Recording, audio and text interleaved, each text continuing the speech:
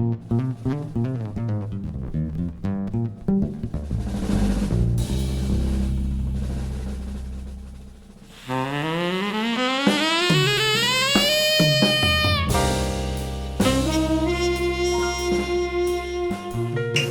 the old man drew this design here, the devil with the girl, and the ink wasn't even dry on the illustration board, and I had him do it on me. So I want to talk a little bit about my father, Sailor Barney Sr. My oldest brother Howie used to go by Sailor Barney Jr. So, being a carny, we traveled our whole lives, and some of the shows like Ray Hoffa, James E. Strait shows, we tattooed and had back end pieces. On a carnival, back end piece was the motordromes, the girl shows, the freak shows, the illusions. Front end was the games and rides and all that stuff. So we tattooed up and down the East Coast and part of the Midwest as far as carnivals go. Everybody in my family tattooed all over the country. Wherever we went on vacation, you brought your tattoo kit, you sat in somebody's house or somebody's shop. As tattooing got popular, definitely it was somebody's shop. So if you needed stencils, other than that, you did freehand work. When I started in the 60s, everybody knew how to do freehand work because we had acetate stencils. If you accidentally rubbed it off, you had to look at the stencil and zip that little line in. So everybody knew how to draw freehand back in the day. The young guys today, they got thermofax machines. If they let that dry on the skin, sometimes they're done with the tattoo and that stencil is still on the skin. They don't know how lucky they are. And we had to make our own needles. Back in the 60s and before, there was a 5 round and a 6 flat. 6 flat, if you went sideways, it's a straight razor. You had to be real careful how to tattoo. Today there's numerous different forms of needles, all the way from a 36 needle all the way down to single needle. Black and white tattoos, I think Jack Rudy was the first guy to make them popular. My old man went coast to coast almost every year, so he come back to my shop in Rochester, New York and tell me all the good stuff that's out there.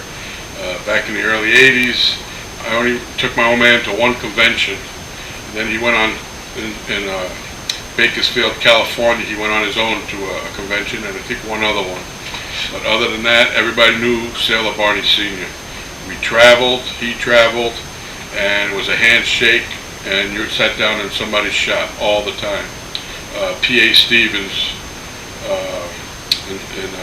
now the last I knew he was in Seattle. He was across from the governor's mansion in California. Mike Malone. My old man naturally knew all the old timers. Charlie Wagner helped the old man quite a bit when he first got started with tattooing. Coney Island Freddie, Huck Spalding.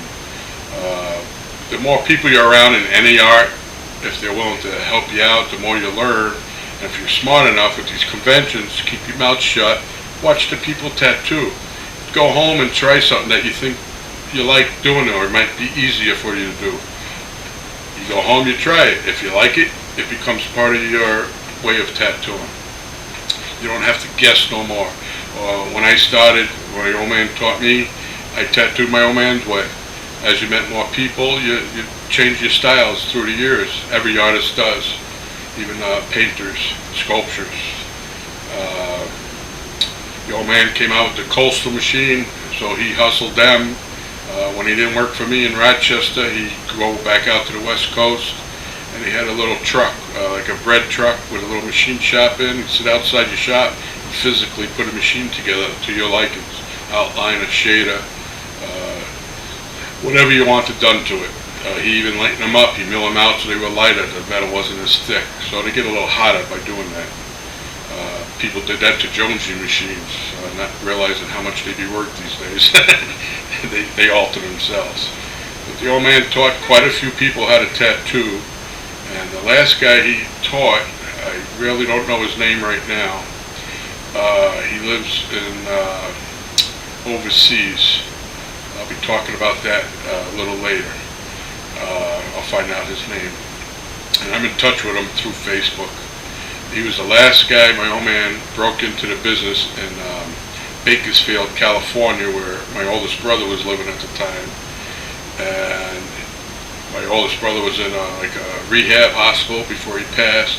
And this guy was sending money, bought his electric scooter for him, just out of respect that my old man taught him how to tattoo. That's very honorable, which in the younger days, people stuck together. Your tattoo business, you were a kearney. And my old man passed that down to all of us. We all have somewhat ethical lives. Young guys today, it's a very cutthroat business. Although in the 70s, I remember Van Nuys especially, because my oldest brother Howie was there, there used to be the original drive-bys and a shotgun shell would come through the window. That was normal practice way before this big tattoo boom, as I call it. The old man tattooed California, Texas, everywhere in the country, just about. I don't think he ever went to Alaska though. He did like the warm weather, so it was hard for me to keep him in Rochester in the winters. Then he usually went either Florida or to the West Coast. And he hustled machines, did a little tattooing here and there, different people's shops. When he passed away, all his friends that he made through the years, only one guy, Huck Spalding, called me with a sympathy call that he just found out from one of the old man's friends who called him to let him know. I ain't heard nothing from anybody since then other than people that wanted some of his flash, or if I had his thumbs, they would have took his thumbs. Everybody wants a piece of Sailor Barney.